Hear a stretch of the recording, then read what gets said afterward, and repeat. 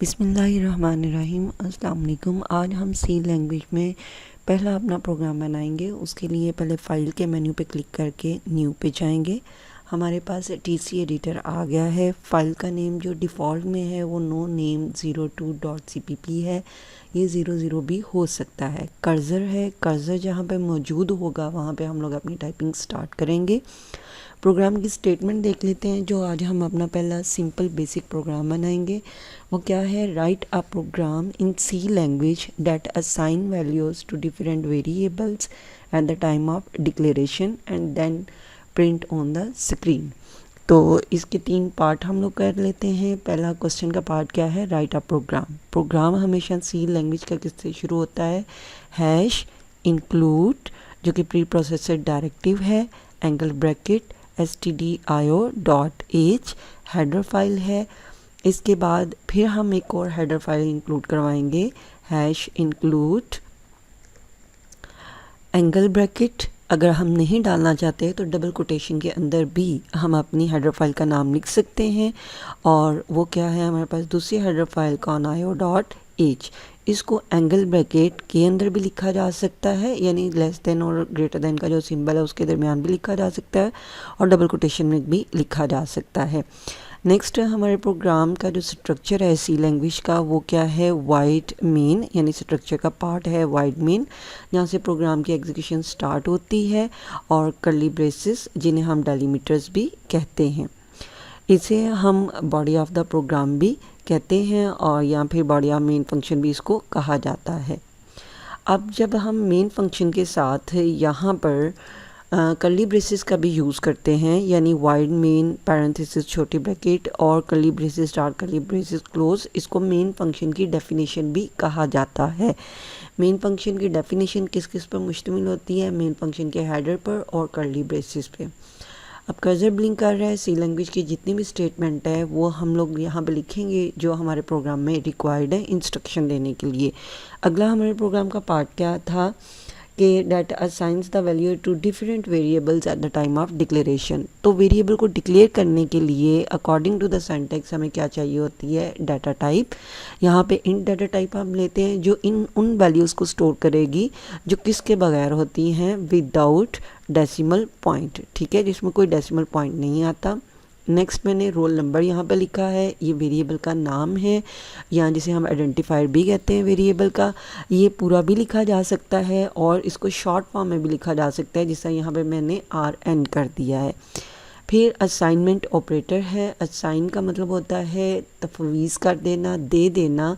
तो RN जो variable है उसको जब हम डाटा टाइप की मौजूदगी में असाइनमेंट ऑपरेटर के ज़रिए कोई भी वैल्यू देते हैं तो उसको हम कहते हैं वेरिएबल इनिशियलाइजेशन। 78 जो है यहाँ पे कांस्टेंट इंटीजर वैल्यू है।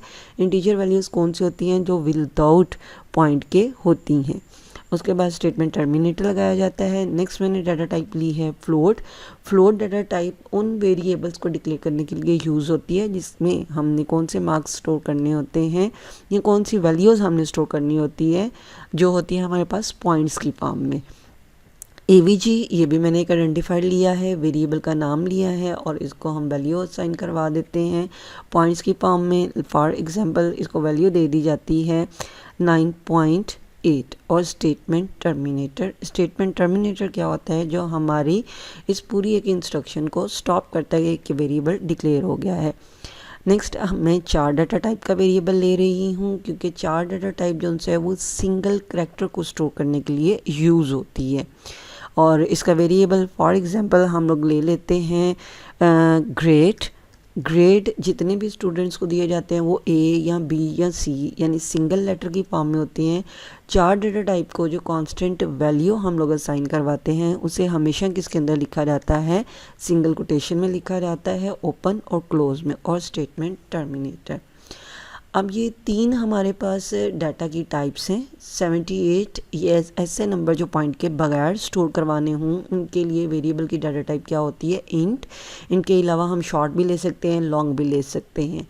9.8 ये पॉइंट के साथ हमारी न्यूमेरिक वैल्यू है और इसको स्टोर करवाने के लिए कौन सी डाटा टाइप ली जा रही है, फ्लोट, और ये वेरिएबल का आइडेंटिफायर है। अगर हम फ्लोट नहीं लेना चाह रहे तो हम डबल और लॉन्ग डबल डाटा टाइप भी ले सकते हैं। और जो बी सिंगल कोटेशन के अंदर लिखा गया है, ये बी की जगह पे अगर यहाँ पे मैं 9 भी कर देती हूँ या कोई सिंबल भी डाल देती हूँ तो वो भी मेरे पास क्या आ जाएगा, करैक्टर कांस्टेंट, क्योंकि करैक्टर कांस्टेंट हमेशा सिंगल कोटेशन में लिखे जाते हैं।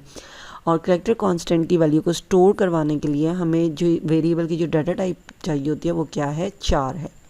इसके बाद हम नेक्स्ट एक फंक्शन है उसे कॉल करते हैं क्लियर स्क्रीन, जिसका मकसद क्या होता है कि प्रीवियस कंसोल विंडो पे जो आउटपुट आई होती है प्रीवियस, उसको क्लियर कर देना, रिमूव कर देना। और क्लियर स्क्रीन किस हेडर फाइल का फंक्शन है, ये conio.h हेडर फाइल का फंक्शन है। नेक्स्ट हमारे प्रोग्राम का पार्ट क्या था कि उन वैल्यूज़ को डिस्प्ले करवाया जाए स्क्रीन पर जिनको हमने अपने वेरिएबल्स को असाइन करवा दिया है या उन्हें दे दिया है eight the time of declaration. तो वैल्यूज़ की जो आउटपुट होती है वो किस फंक्शन के थ्रू ली जाती है, प्रिंट एफ फंक्शन को यूज़ करते हुए। Print F stdio.h header file का फंक्शन है और यहाँ पे प्रिंट एफ के दो पार्ट से यूज़ किए जाएंगे। एक कंट्रोल स्ट्रिंग है जिसे डबल कोटेशन से शुरू किया जाता है।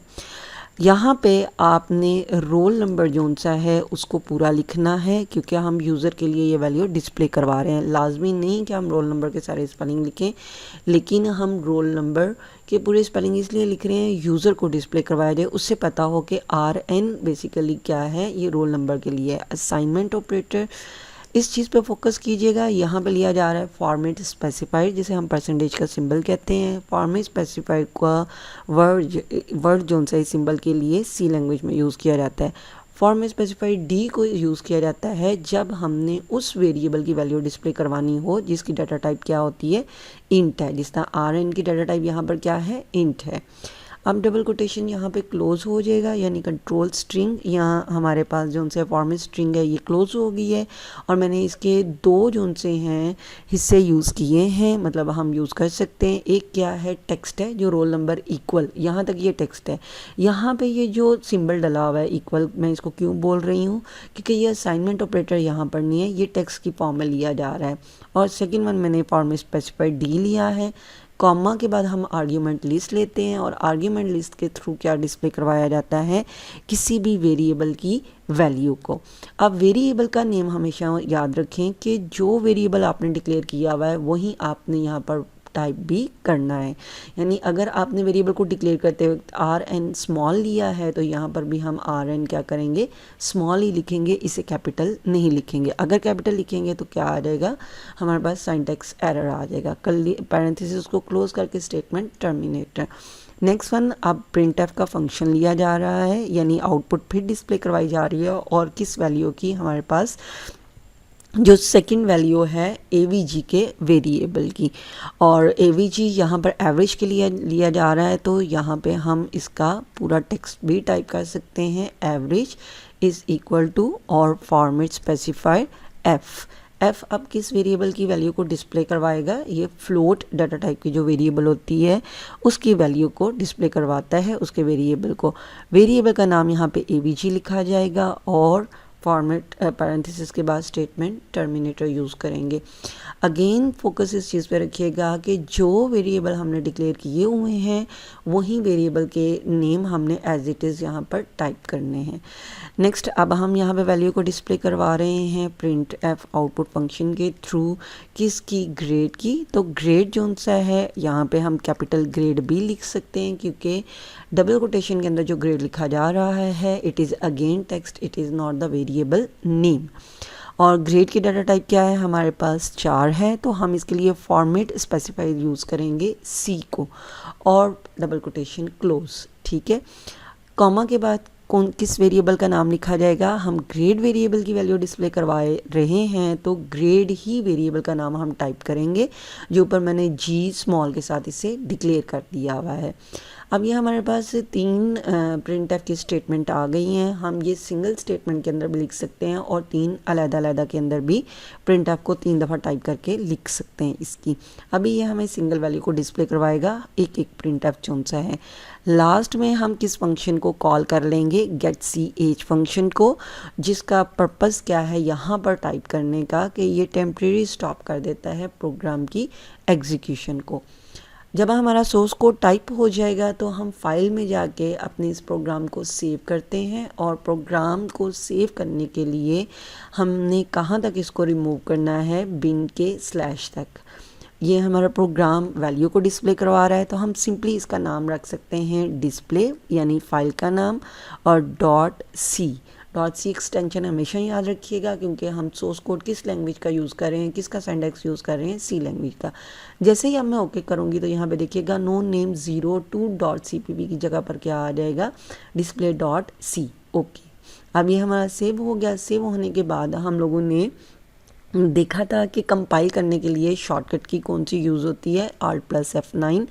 नीचे स्क्रीन पे भी आपको नज़र आ रहा होगा। यहाँ पर Alt+F9 करना क्यों लाजमी होता है, क्योंकि सोर्स कोड को आपका कंप्यूटर डायरेक्टली एग्जीक्यूट नहीं करता।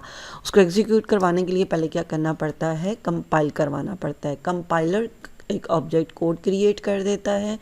उसके बाद हम कंट्रोल F9 यानी कीबोर्ड से कंट्रोल F9 की को प्रेस करेंगे तो हमारा प्रोग्राम एग्जीक्यूट हो जाएगा, और ये कंसोल विंडो पे हमें नज़र आ जाएगी इसकी आउटपुट, यानी रोल नंबर इक्वल 78 है, एवरेज इक्वल 9.8 और 0 ज़ीरोज़ आ रहे हैं, और ग्रेड इक्वल B आ रहा है। यहाँ पे देखिएगा कि 9.8 के बाद इतने 5 ज़ीरोज़ आए हैं जो कि नहीं लगाए गए, तो ये क्यों आ रहे हैं। हम कीबोर्ड से भी किसी भी की को प्रेस करेंगे तो TC एडिटर पर आ जाएंगे। तो पहली बात हम इसको जो सा क्लियर करते हैं कि यहाँ पर वैल्यू है 9.8, जबकि आपका फॉर्मेट स्पेसिफाइड F के थ्रू वैल्यू के डिस्प्ले हो रही है 9.800, क्योंकि जो फ्लोट डाटा टाइप होती है उसने पॉइंट के बाद कितनी प्रिसीजन यानी कितनी पॉइंट के बाद वैल्यू को डिस्प्ले करवाना होता है, 6 को। तो यहाँ पे पॉइंट के बाद कितनी वैल्यू दी गई हैं, सिर्फ 1 दी गई है, तो इसलिए उसने वहाँ पे 5 ज़ीरोज़ डिस्प्ले करवाए हैं। अगर यहाँ पे मैं इसको कोई और वैल्यूज़ भी दे देती हूँ लाइक 7, 9, 6, अब कितनी वैल्यूज़ हो गई हैं, 4। तो जब मैं इसको एग्जीक्यूट करूँगी तो आप देखिएगा कि पॉइंट के बाद ये मुझे कितने ज़ीरोज़ डिस्प्ले करवाएगा, 2 ज़ीरोज़ को डिस्प्ले करवा देगा। सेकेंड वन क्या है कि हमने देखा है यहाँ में तो प्रिंट एफ अलग-अलग 3 है, अलग-अलग लाइंस पे हमारा टाइप हुआ है, लेकिन आउटपुट में ही आपको किस तरह डिस्प्ले करवाया गया है, एक सिंगल लाइन में।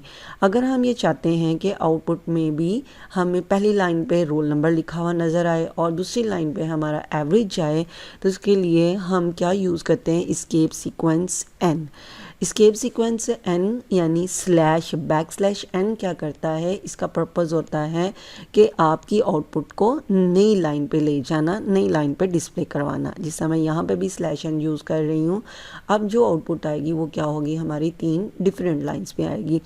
हम डायरेक्ट कंट्रोल F9 भी कर सकते हैं यहाँ पे। अब देखें आउटपुट हमारी किस तरह आ रही है, roll number equal 78, average equal 9.8796 और आगे 00 यानी सिर्फ 2 ज़ीरोज़ आ रहे हैं। ये किस वजह से आ रहे हैं, क्योंकि मैंने वहाँ पे 4 वैल्यूज़ पॉइंट के बाद दे दी थी और 2 ज़ीरोज़ वो क्यों ले रहा है, due to the float data type, और ग्रेड इक्वल B। लेकिन अगर हम ये चाहते हैं कि ये 2 ज़ीरोज़ भी हमारे एक्स्ट्रा ना आए, तब हम यहाँ पर फॉर्मेट स्पेसिफाइड के दरमियान में F के दरमियान में क्या यूज़ कर सकते हैं, इसकी प्रिसीजन को डिस्प्ले करवाने के लिए। फॉर एग्जांपल यहाँ पे हमारी वैल्यूज़ कितनी हैं, 1, 2, 3, 4, 5 और 6। हम यहाँ पे ये भी कर सकते हैं 6.4 यानी पॉइंट के बाद कितनी वैल्यू को डिस्प्ले करवाया जाए, 4 वैल्यूज़ को, और टोटल हमारी कितनी वैल्यूज़ हैं, यहाँ पर 6 वैल्यूज़ हैं अगर हम पॉइंट को भी साथ में काउंट करें। कंट्रोल F9 करते हैं और आउटपुट को देखते हैं कि क्या चेंजेस आई हैं। तो आउटपुट में आप देखें एग्जैक्ट वही वैल्यूज़ आ रही हैं जो हम लोग वैल्यूज़ अपनी लाना चाह रहे थे। प्रोग्राम से मुतल्लिक अगर कोई भी क्वेश्चन आपने पूछना हो तो कमेंट में टाइप करके आप पूछ सकते हैं।